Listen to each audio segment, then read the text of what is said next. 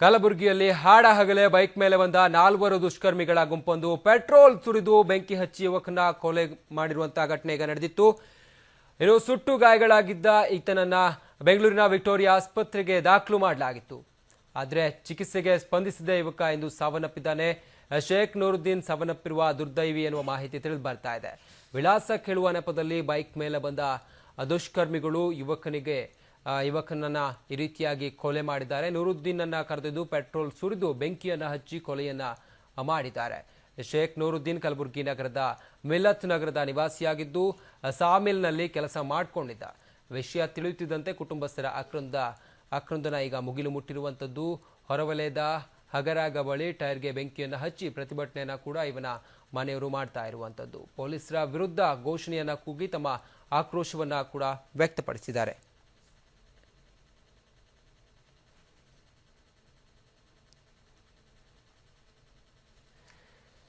ಈ ಕುರಿತು ಮತ್ತಷ್ಟು ಮಾಹಿತಿಯನ್ನ ಕೊಡಲಿಕ್ಕೆ ನಮ್ಮ ಪ್ರತಿನಿಧಿ ಚಂದ್ರಶೇಖರ್ ಈಗ ದೂರವಾಣಿ ಸಂಪರ್ಕದಲ್ಲಿ ಜಾಯಿನ್ ಆಗ್ತಿದ್ದಾರೆ. ಚಂದ್ರಶೇಖರ್, ಏನೋ ಬೇರೆ ಏನಾದ್ರೂ ಕಾರಣಗಳಿತ್ತ ಈತನನ್ನ ಕೊಲೆ ಮಾಡಲಿಕ್ಕೆ? ಪರ್ಟಿಕ್ಯುಲರ್ ಆಗಿ ಈಗ ಈತನನ್ನ ಕೊಲೆ ಮಾಡಿದವರು ಯಾರು ಏನೋ ಬಗ್ಗೆ ಆದ್ರೂ ಮಾಹಿತಿ ಲಭ್ಯವಾಗಿದೆಯಾ? ಹಾಗೆ ಈಗ ಸದ್ಯದ ಪರಿಸ್ಥಿತಿ ಅಲ್ಲಿ ಹೇಗಿದೆ ಚಂದ್ರಶೇಖರ್? ರಂಜಿತ್, ಇದು ಕಳೆದ 3 ದಿನಗಳ ಹಿಂದೆ ನಡೆದಿರ್ತಕ್ಕಂಥ ಘಟನೆ. ಓರ್ವ ಶೇಖ್ ನೂರುದ್ದೀನ್ ಅಂತಕ್ಕಂಥ 22 ವರ್ಷದ ಯುವಕ, ಆತ ತನ್ನ ಕೆಲಸದ ನಿಮಿತ್ತ ಆಟೋಗಾಗಿ ನಿಂತಿರ್ತಕ್ಕಂಥ ಸಂದರ್ಭದಲ್ಲಿ ಬೈಕ್ ಮೇಲೆ ಬಂದಿರತಕ್ಕಂಥ 4 ಜನ, 2 ಬೈಕ್ ಮೇಲೆ ಬಂದಿರತಕ್ಕಂಥ 4 ಜನ ದುಷ್ಕರ್ಮಿಗಳು ಆತನನ್ನು ಒಮ್ಮಿದೊಮ್ಮೆಲೆ ಅಡ್ರೆಸ್ ಕೇಳುವ ನೆಪದಲ್ಲಿ ಎತ್ತಾಕೊಂಡು ಹೋಗಿರ್ತಾರೆ. ಎತ್ತಾಕೊಂಡೋಗಿ ಆತನನ್ನ ಮೈ ಮೇಲೆ ಪೆಟ್ರೋಲ್ ಸುರಿದು ಬೆಂಕಿ ಹಚ್ಚಿ ಪರದೆಯಾಗಿರ್ತಾರೆ. ಆಗ ಸಾಕಷ್ಟು ಸುಟ್ಟಗಾಯಗಳಿಂದ ನಡೆದಿರ್ತಕ್ಕಂಥ ಯುವಕ ಕಲಬುರಗಿ ಜಿಲ್ಲಾಸ್ಪತ್ರೆಗೆ ಚಿಕಿತ್ಸೆ ಪಡೆದು ನಂತರ ಬೆಂಗಳೂರಿನ ವಿಕ್ಟೋರಿಯಾ ಆಸ್ಪತ್ರೆಯಲ್ಲಿ ಚಿಕಿತ್ಸೆ ಪಡಿತಿರ್ತಾರೆ. ಆದರೆ ಚಿಕಿತ್ಸೆ ಫಲಕಾರಿಯಾಗದೆ ನಿನ್ನೆ ರಾತ್ರಿ ನಿಧನರಾಗಿದ್ರು ಅಂತ ಹೇಳ್ಬೋದು. ಅದನ್ನು ಖಂಡಿಸಿ ನಿನ್ನೆ ರಾತ್ರಿ ಕಲಬುರಗಿ ನಗರದ ಹಾಗರಗೆ ಕ್ರಾಸ್ ಬಳಿ ಮುಸ್ಲಿಂ ಸಂಘಟನೆಗಳು ಮತ್ತು ಜೊತೆಗೆ ಪಾಲಕರು ಬೃಹತ್ ಪ್ರತಿಭಟನೆ ನಡೆಸಿದ್ದಾರೆ. ಟೈರಿಯ ಬೆಂಕಿ ಹಚ್ಚಿ ತಮ್ಮ ಆಕ್ರೋಶವನ್ನು ವ್ಯಕ್ತಪಡಿಸಿದ್ದಾರೆ. ಕಳೆದ 3 ದಿನಗಳಿಂದ ಇಂತಹ ಘಟನೆ ಆದರೂ ಕೂಡ ಇನ್ನೂ ಕೂಡ ಪೊಲೀಸರು ಆರೋಪಿಗಳನ್ನು ಬಂಧಿಸಿಲ್ಲ. ಈ ಕೂಡಲೇ ಆರೋಪಿಗಳನ್ನು ಬಂಧಿಸಬೇಕು ಅಂತಕ್ಕಂಥ ಒಂದು ಆಗ್ರಹ ಮಾಡಿದ್ದಾರೆ ಅಂತ ಹೇಳ್ಬೋದು ರಂಜಿತ್.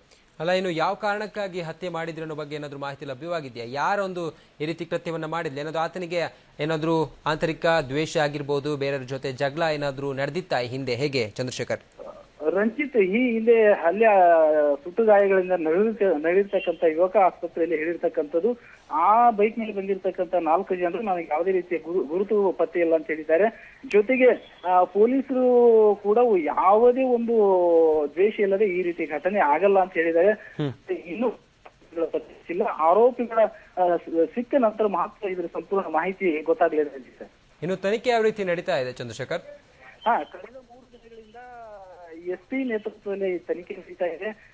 ಆರೋಪಿಗಳು ಯಾರು ಅಂತಕ್ಕಂತ ಹುಡುಕಾಟ ನಡೀತಿದೆ. ಆದ್ರೆ SP ಅವರನ್ನು ಕೇಳಿದಾಗ ಇನ್ನೂ ಮಾಹಿತಿ ಸಿಕ್ಕಿಲ್ಲ, ಅವ್ರು ಯಾರು ಅಂತಕ್ಕಂಥದ್ದು ಗೊತ್ತಾಗಿಲ್ಲ. ಆದಷ್ಟು ಬೇಗ ಆರೋಪಿಗಳನ್ನ ಬಂಧಿಸ್ತೀವಿ ಅಂತಕ್ಕಂತ ಮಾತನಾಡಿದ್ದಾರೆ ರಂಜಿತ್.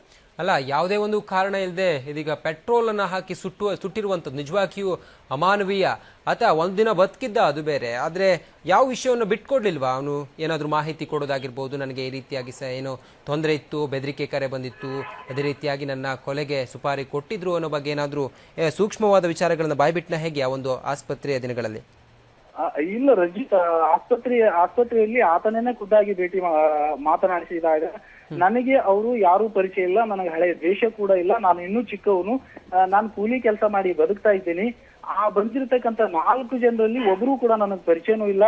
ಹೀಗಾಗಿ ನಾನು ಅವರನ್ನು ಗೊತ್ತು ಹಿಡಿಲಕ್ ಸಾಧ್ಯ ಇಲ್ಲ. ಒಮ್ಮಿದೊಮ್ಮೆಲೆ ನನಗೆ ಬಂದಿರತಕ್ಕಂತ 4 ಜನ ಅಡ್ರೆಸ್ ಕೇಳಿದ್ರು. ಆ ಅಡ್ರೆಸ್ ಕೇಳಿದಾಗ ಇಲ್ಲೇ ಅದಂತ ಹೋಗಿ ಹೇಳಿದೆ. ಆದ್ರೆ ಅವರು ನನ್ನನ್ನು ಬೈಕ್ ಮೇಲೆ ಕೂಡಿಸ್ಕೊಂಡು ಹೋಗಿ ಈ ರೀತಿ ಕೃತ್ಯವನ್ನು ಎಸಗಿದ್ದಾರೆ. ಅವರು ಯಾರು ಏನು ಅಂತೇಳಿ ನನಗೆ ಗೊತ್ತೇ ಇಲ್ಲ. ನನಗೆ ಯಾರ ಜೊತೆ ಕೂಡ ದ್ವೇಷ ಇಲ್ಲ, ಹಳೆ ವೈಷಮ್ಯ ಕೂಡ ಇಲ್ಲ ಅಂತಕ್ಕಂತ ಮಾತನ್ನ ಹುಡುಗ ಹೇಳ್ತಾನೆ. ಜೊತೆಗೆ ಪಾಲಕರು ಕೂಡ ಅದನ್ನೇ ಹೇಳ್ತಾರೆ. ಆತ ಈ ಹಿಂದೆ ಕೂಡ ಯಾವುದೇ ರೀತಿ ಜಗಳ ಆಗಿಲ್ಲ, ಕಚ್ಚಾಟ ಕೂಡ ಆಗಿಲ್ಲ. ಆದ್ರೂ ಕೂಡ ನಮ್ಮ ಮಗನ ಮೇಲೆ ಈ ರೀತಿಯಾಗಿರ್ತಕ್ಕಂಥದ್ದು ಇದು ಏನು ಅಂತಕ್ಕಂಥ ಒಂದು ಪ್ರಶ್ನೆ ನಮ್ಮನ್ನೇ ಕಾಡ್ತಾ ಇದೆ ಅಂತಕ್ಕಂಥ ಹೇಳಿಕೆ ಕೂಡ ಪಾಲಕರು ಹೇಳ್ತಾ ಇದ್ದಾರೆ ರಂಜಿತ್. ಓಕೆ ಚಂದ್ರಶೇಖರ್, ಧನ್ಯವಾದ ಮಾಹಿತಿಗಾಗಿ.